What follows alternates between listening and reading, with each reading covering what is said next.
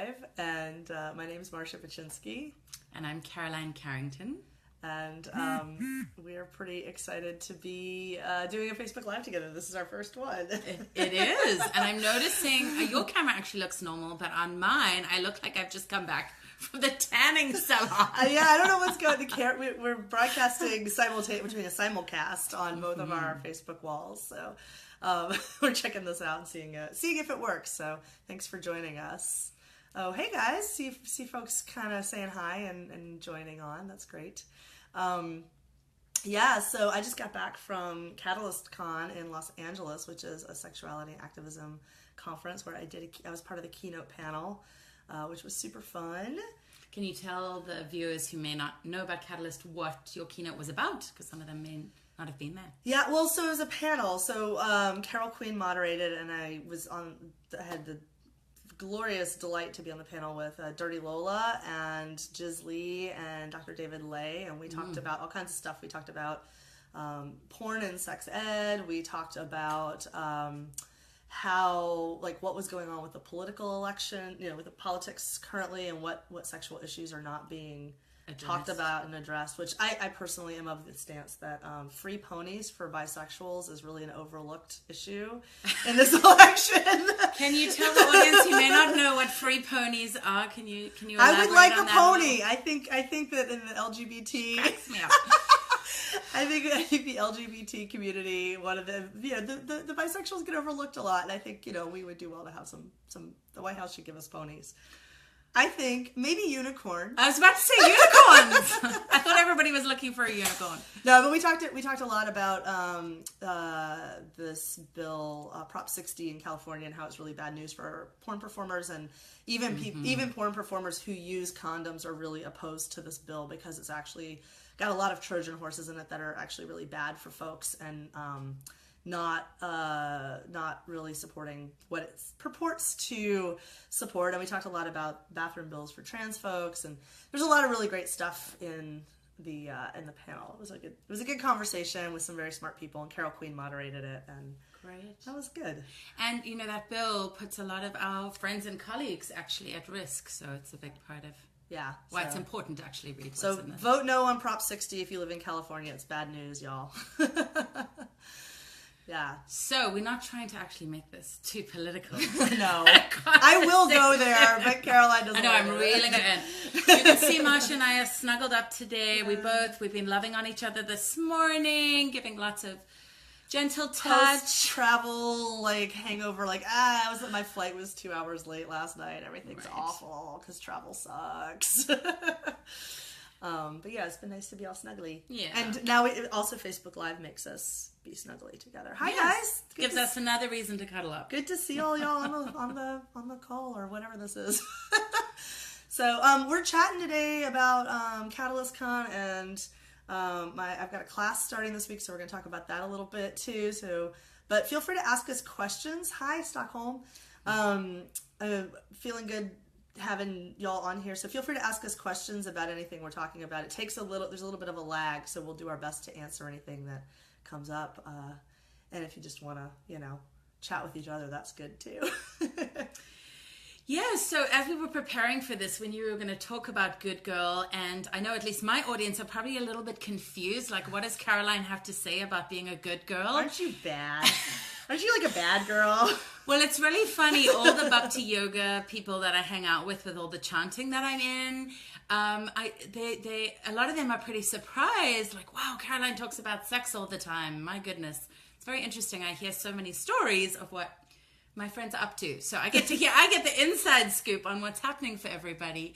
But I think I have this image out there which we're hoping to address a little and release some of the misconceptions that that I'm always having this super glamorous life and that I have it all together, when really I'm just as human. We all are, right, Marcia? Even though we educators in our own right, we still have our own shadows and our own humanness and pitfalls with being good girls to deal with. And actually, since Marcia and I have gotten closer, I'm realizing how much my good girl tends to run the show, even when I'm not realizing it. Yeah, we've had a lot of conversations about that. So what defines a good girl, Marsha? So this is an interesting thing, right? Because I was kind of doing the Good Girl Recovery program sort of as a side project, because I noticed that a lot of my clients, when I was doing couples work, they were really kind of in this, like, I have to do a good job. I have to do it right, and I have to, yeah, and I have to like be the perfect poly person, or I'll be rejected. And there was just a lot of that going on, and there was also a lot of people pleasing, and but I can't. I mean, is that really a big deal? Like, I can tolerate that. I can put up with that. I can endure that. And so there was just a lot of messaging. Hi, Melissa. There was a lot of this sort of subtext that felt really like socialized. And I'm not saying that men don't experience this either. I think there's actually quite a lot of the nice guy syndrome, right? Like I have to be sort of the nice guy. But I noticed it with my female clients in particular, just that it was outrageously prevalent. Like, it was just, I don't know if it's something about me where like I attract the recovering good girls, and so that was just there, or what. Or the enmeshed good girls that are still in their process.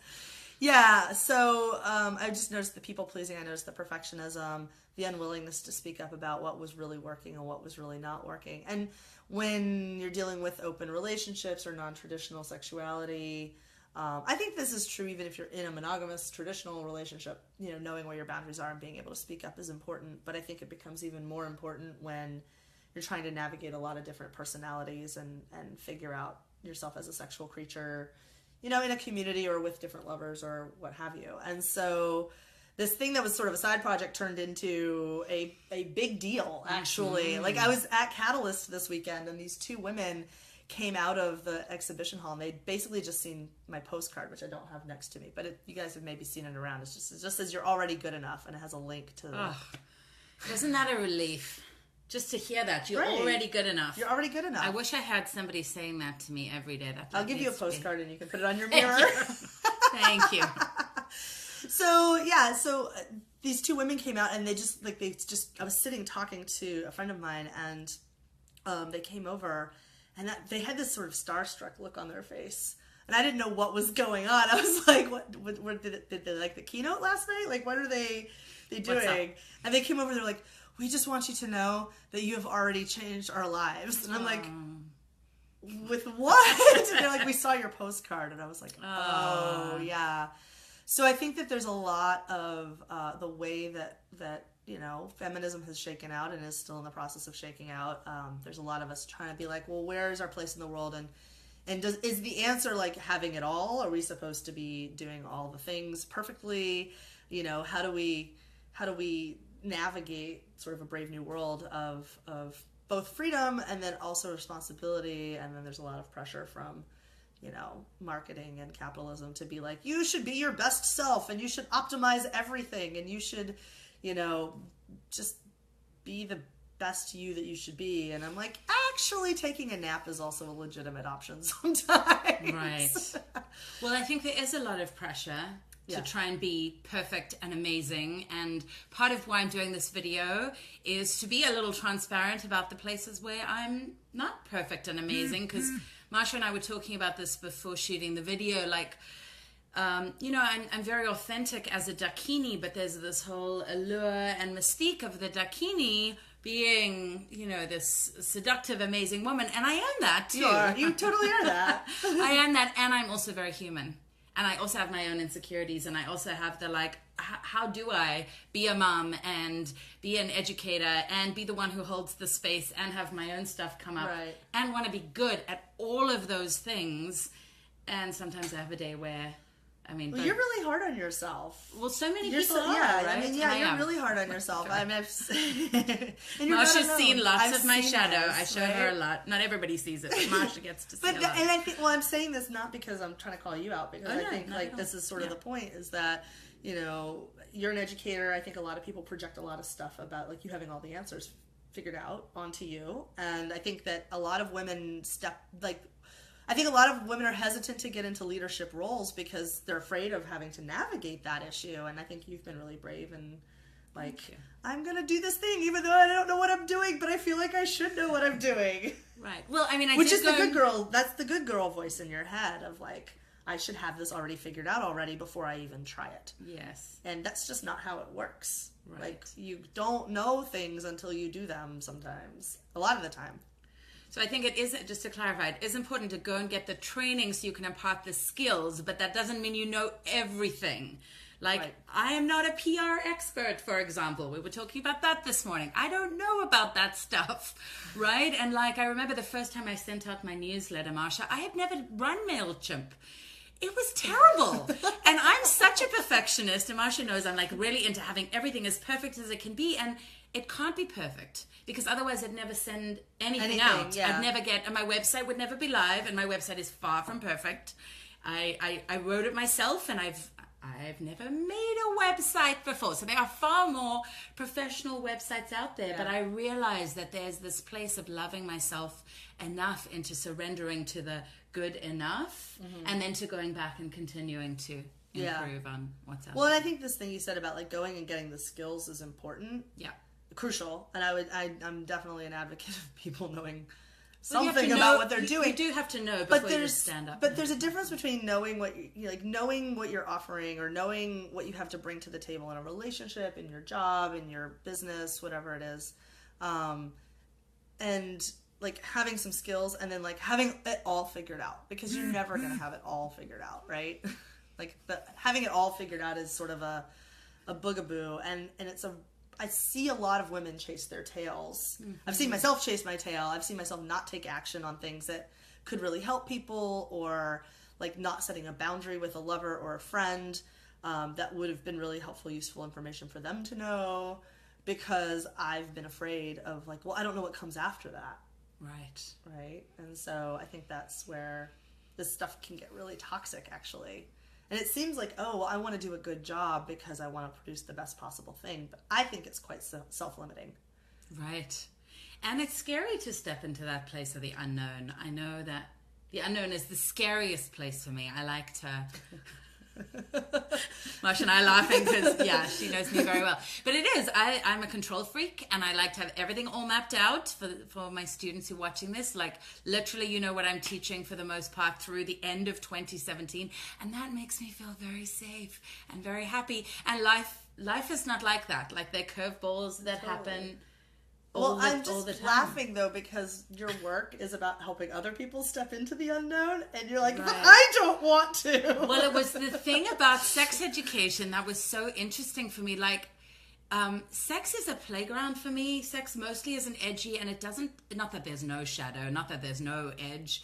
We were talking about that again this morning. I'm about to get live. This is some of my edge. I'm about to do some demos in about 2 weeks, and classes that are going to be naked demos, and I've done these demos millions of times before. That part's easy. The body images or body image issues that I have coming up, that's the edgy part for me. So some of you I often get this feedback, oh, you're so brave to do the demos, and I'm like, that part's not so hard. That's the fun and playful.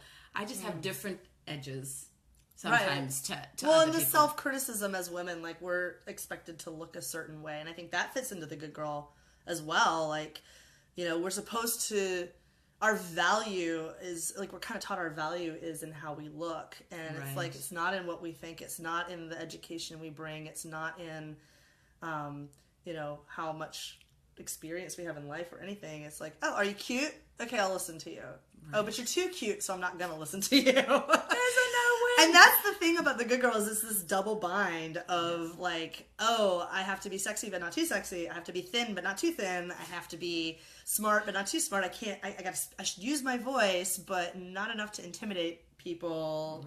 Right. And so it's this constant like, paralyzing kind of situation that we can end up in as women, and trying to make sense of our place in the world. And so I've been nudging you on this for a while. Your inner good girl. Because I see it everywhere, right? It's like maybe it's a little bit hammer and nail, but no, it's good. I think it's essential for so many people. And the minute I can find time in my schedule, Marsha, I want to take this training. It'd be great for so many people out there, and it'd be great for me as well. I know, and you can't do it this time, but you're going to do it. I am. It's on my list. It starts on Wednesday, actually, so you guys can sign up. It's goodgirlrecovery.com if you want to sign up. But we'll leave more of the promo for later.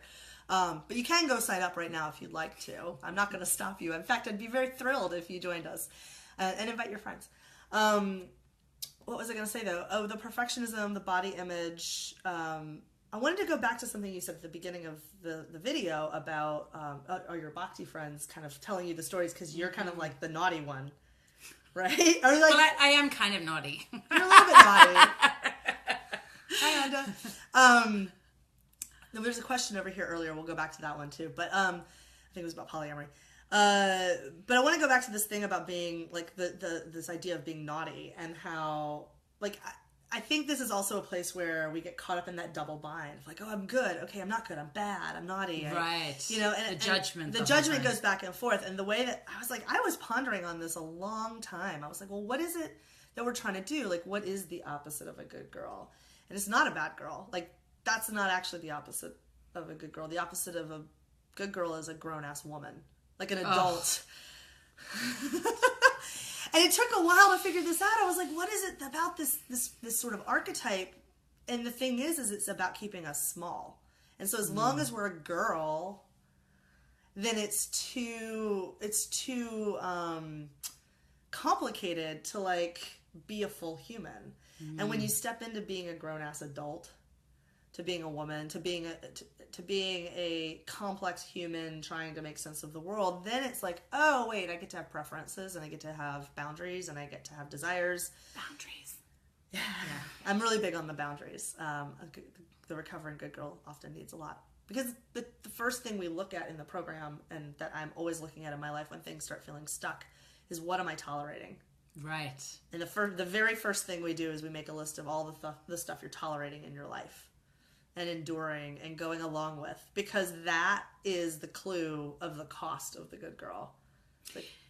And I see that with my students all the time, and actually of all genders, around people enduring touch. Yeah. That doesn't work for them. They're not enjoying it anyway, and they still, their words are a yes, and their bodies are a no, and it can keep reactivating trauma. So having good boundaries is actually essential to being a good lover, but being good to yourself and actually getting the things you want. Yeah. Right? Otherwise you end up doing a bunch of things out of resentment because you're trying to be all things to all people. I'm certainly guilty of that a lot.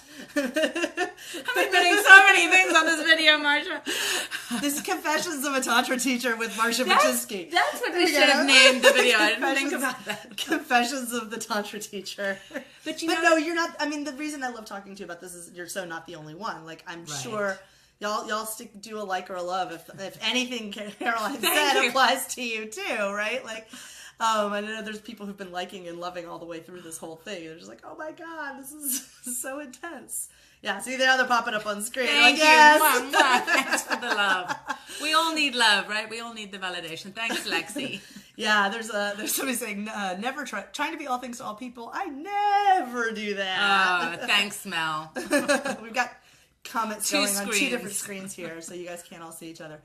But yeah, so this I don't think you're alone in that, and I do think that the enduring thing I think is really important. And when I teach about to not endure, right. Just making or sure to notice that you are enduring, right? So the hi Bethany, the not enduring and noticing that, oh wait, I'm tolerating a lot. I'm tolerating things in my physical environment. I'm tolerating clothes that don't fit me because I don't think I deserve to wear stuff that's better or more comfortable for me. I'm tolerating my partner talking to me that way. I'm tolerating my mom's expectations of me. I'm tolerating clutter. And it could be on a physical level, it could be on an emotional level, it could be interpersonal. And we really, that's where we start. And then it goes from there. And it's a pretty powerful 6 weeks, which you will know when you take it. Well, thankfully, I've been getting little snippets from Marsha. You get the inside scoop. But getting the deeper dive, I mean, it's amazing to be immersed in a program that's really going to support you around these pieces. Yeah, yeah. And this is the 6th time I've taught it. So the other thing that's really cool is that there's a community of folks who are already in the program who are going to be retaking it.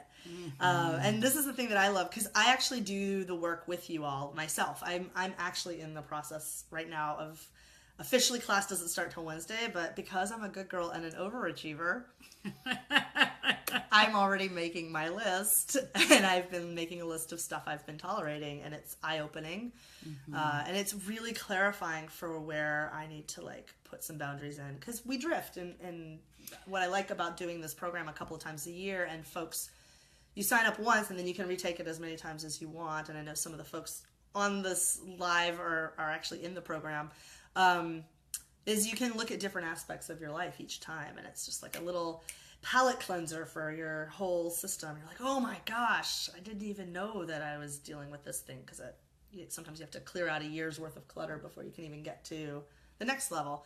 But it's not about being perfect. In fact, I say if you do 40% of the class, you're doing great, because I'm not about it being perfectionistic.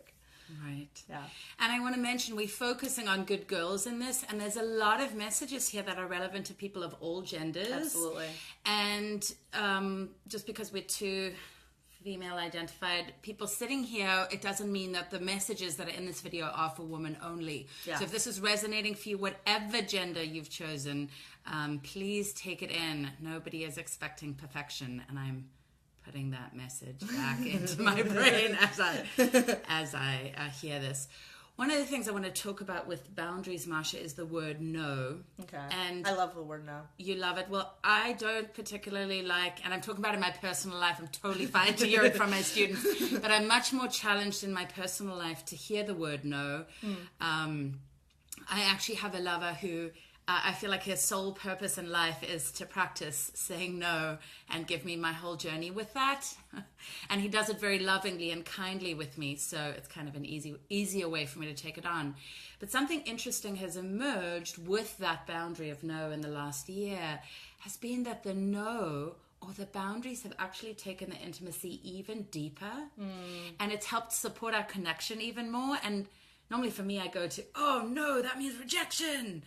And it doesn't actually mean that. It often means the person's taking really good care of themselves, and maybe they're even taking really good care of you. Just might not realize it in the moment. It doesn't feel like it in the moment. Yeah, I'm in a situation now where I'm struggling a little bit because I can't get a yes or a no out of the person that I keep asking questions of.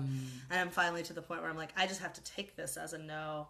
But I think what you're getting to is actually a distinction between what I would call the good girl and the grown-ass woman or the grown-ass adult. Which is, or the great woman, which is another term we use. I like that. Which is the great woman. Which is that the good girl often takes no as she did something wrong. Right. And the great woman is like, oh, you have an experience over there that has nothing to do with me, or it might intersect with me, but like you're living your own life over there, and everything you say is not a referendum on how good I'm doing. Right. That's about your experience and your needs. Experience, your needs that may have nothing to do with me. And so that hearing no, one of the things that I and I still struggle with this. I've been teaching this for 12 years with cuddle party stuff, but one of the things about hearing no is just like, wow, that's information that I need to navigate my world.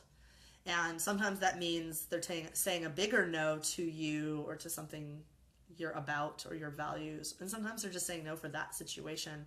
And it can take a little bit of finesse in your own self to be like, especially when the good girl takes over and it's like, I must have done something wrong to get a no there, and that's not Don't do this in my professional life, but I'm very human in my personal life.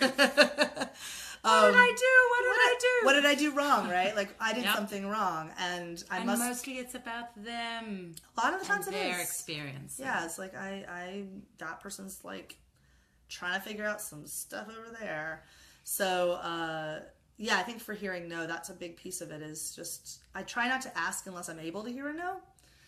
And I try to figure out, what do I need to do and what work do I need to do in myself to be able to hear a no here and not have it like destroy my self-esteem. And when I'm feeling really vulnerable, that can be very challenging. And that's actually one of the things I like about having a community of folks where I can bring stuff and I can see other folks bring stuff. Like, I need to do this really hard thing. I need to fire somebody at my job. We've had that happen in the Good Girl Recovery Program Facebook group. I need to fire somebody at my job and I'm feeling really fucked up over it and I need help, folks. And then there's a group of people who can be like, yes, this is why it's the right thing, and this is the bigger picture, and here's what you're trying to accomplish, and this is we hear you, inner good girl, you're freaking out, but it's okay.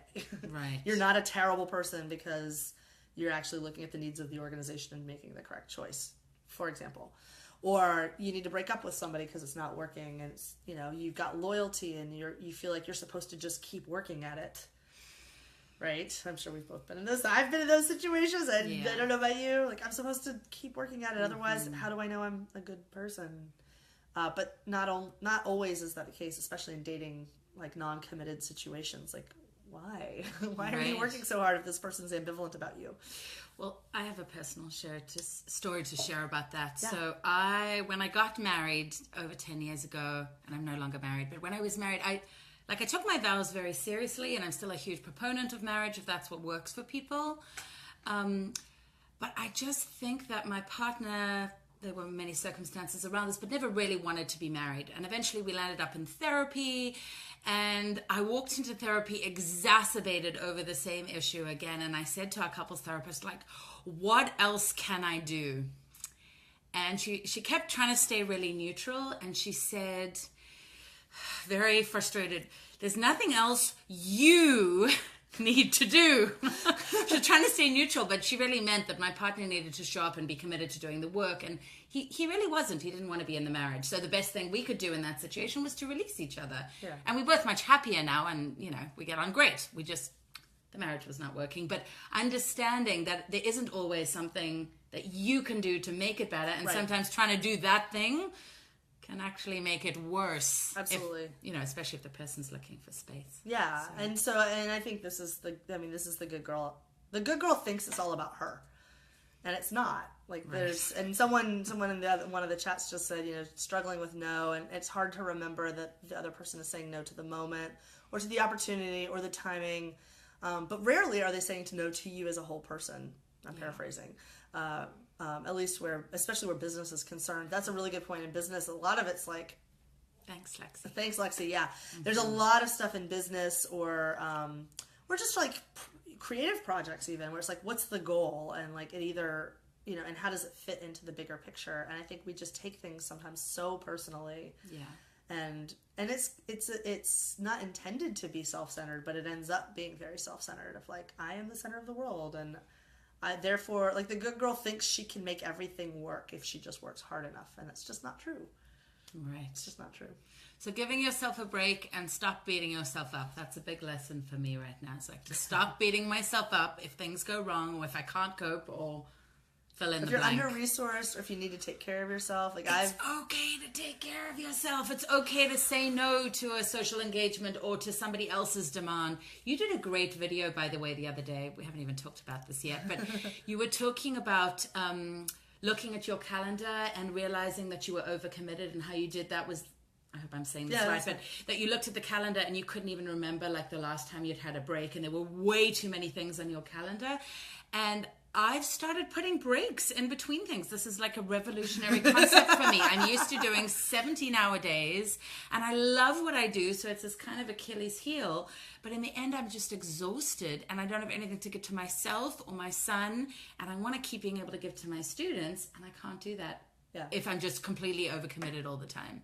So a big lesson for myself, which is actually showing up in a health issue related to stress, where I'm having to listen. My body is making me surrender, but it's actually really good because it's humbling me enough to go and look at, okay, I get to be part of the equation. Yeah. And I sometimes get to be top of the list. Yeah. Right? What? I know, but it's important. Yeah. And this idea of, I think women are socialized, women and girls are socialized to take care of everybody else first. And I'm a huge proponent of generosity. I think a lot of the self-help field is very like, focus on yourself, focus on yourself, focus on yourself. And I'm like, but wait, there's other people in the system. And I know some of you on this Facebook Live feel strongly about this as well. There are other people in the system. We are social creatures. We need to take care of each other. But part of it is when you don't take care of yourself and you take care of other people, you train those other people to not take care of you either, and then the system actually breaks down. Right. And if you don't let other people know what your weaknesses are, what your needs are, where you're vulnerable, how you need help, they just think you're strong all the time, and then they treat you that way, and then when you're on the verge of breakdown, it's too late to train them otherwise. And so even when it's really hard, to create that like self-focus and self-care. I'm not advocating self-care as another way of isolation.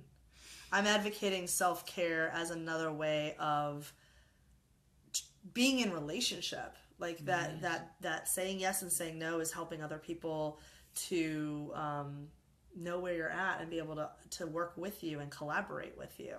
Somebody said, well-rested women accomplish more. Absolutely. And Melissa says she cleared her whole calendar for 2 weeks during her recent move, and it was awesome. Yes. Good job, Melissa.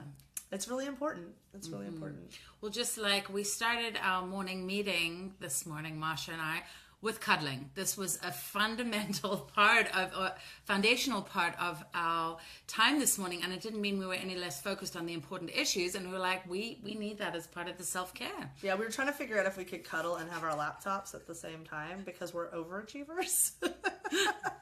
I like it that this morning we focused more on the cuddling, and yes. we got back to the technology. We both needed that. Yeah, cuddling. And Yasna says that, yes, if you guys haven't, check out Amanda Palmer's The Art of Asking. There's some really great stuff about asking, particularly in a creative context in her book. It's really good. I read it. It was good. I liked it. Thanks, Yasna.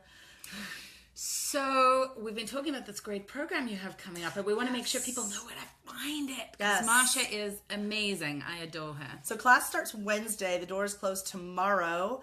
So you want to sign up today. So you can make sure that you're in, and it's goodgirlrecovery.com. You can read all about it. I won't go into all the details here, but the top level is that it's a 6-week program. It's virtual, so if you can watch this video, you can participate in it. We get on a video conference so we can all see each other. There's a different topic every week, and we start with the tolerations. What are you tolerating? And from there, we basically just look at what's your relationship to your inner good girl, and how can... And the thing is we're not trying to get rid of her. We're not trying to get rid of her. She's great. She's trying to protect you. It's just that her methods are a little outdated. So, like, how does she maybe loosen her grip on your life a little bit?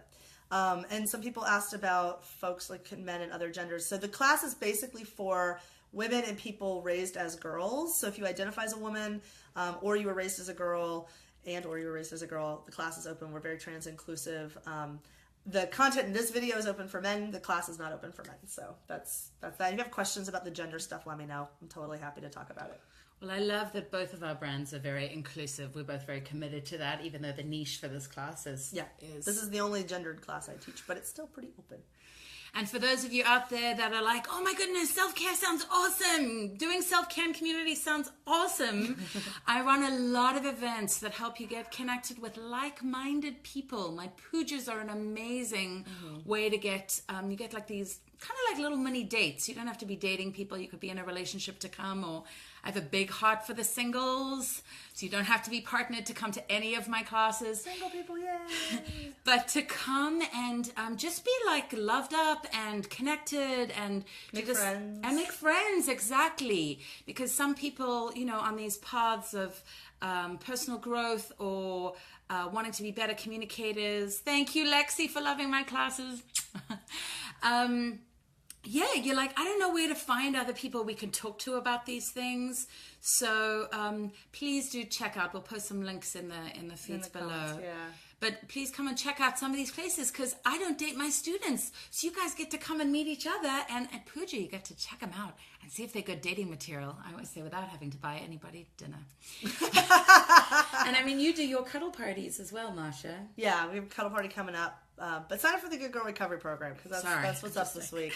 I just want to give something for that. Meg wants us to come to Seattle. We'll come to Seattle, Meg. We can make that happen. I have lots of reasons to want to come to Seattle. So we may have to wait till it's warmer, though. It's about to get cold. I'm from Africa, where it's nice and warm. If we can pre-plan some of that warm snuggling, cuddling, then yes. Seattle may. Snuggly cuddling in Seattle. Work. We'll come see you, Meg. Love to come to Seattle. Haven't been there yet. Yeah. I have to dash pretty soon, so we're going to have to wrap this up. But we love you guys all for tuning in. Thanks for coming by. If you guys have questions, shoot them in the comments. We'll be happy to do our best to answer them. And you can go to Good Girl Recovery to sign up for the class. It starts on Wednesday, so don't miss out. Get in on that now. Well, thank you, Masha. This is so fun. I adore this woman. It's fun to geek out with you and to connect. It's so lovely. I really love this Facebook Live medium to get to connect with. It's so good. And I get to see friends who I don't get to see, like, kind of in quasi-real time. I get to see your little profiles go by. And my cousin jumped on from Scotland, who I haven't spoken to in years. So thanks, Anna, for tuning in. All right, we're saying goodbye for now. Mwah. We'll see you guys soon. Have a great week. Hi. Bye. Bye.